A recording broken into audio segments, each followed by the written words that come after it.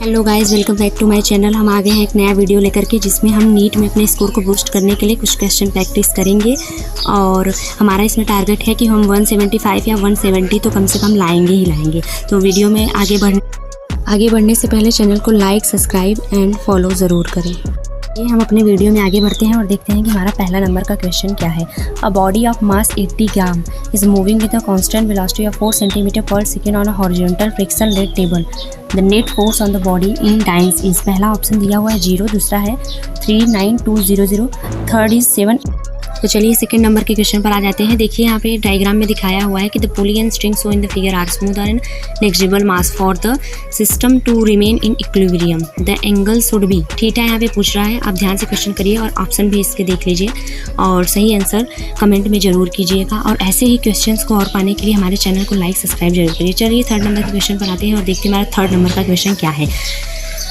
The surface shown in diagram is frictionless and T1 is 30 N. Then the value of F is. इसमें F की value बतानी है। T1, T2 और सब कुछ यहाँ पर दिया नहीं हुआ है। T1 निकालना है, T2 निकालना है, उसके बाद आपको F निकालना है। तो ऑप्शन भी देख लीजिए और ऑप्शन।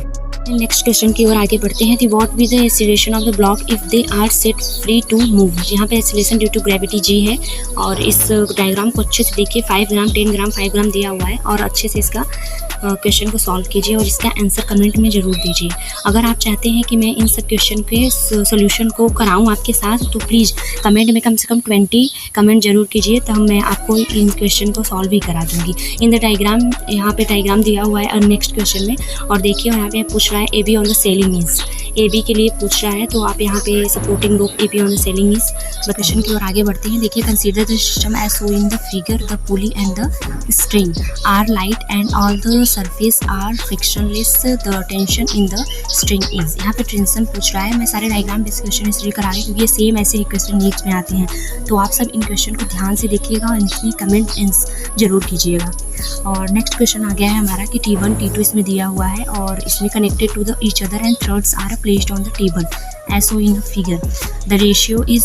T1, T2 का रेशियो इसमें पूछ रहा है। आपको T1 और T2 का रेशियो बताना है। और अगर ऐसे ही क्वेश्चन आप और चाहते हैं तो हमारे डिस्क्रिप्शन में टेलीग्राम का चैनल दिया हुआ है, इसको जरूर से जरूर ज्वाइन कीजिए। नेक्स्ट क्वेश्चन पर आते हैं कि body of mass 5 kg suspended by the spring balance on the inclined plane as show in the figure. The spring balance major.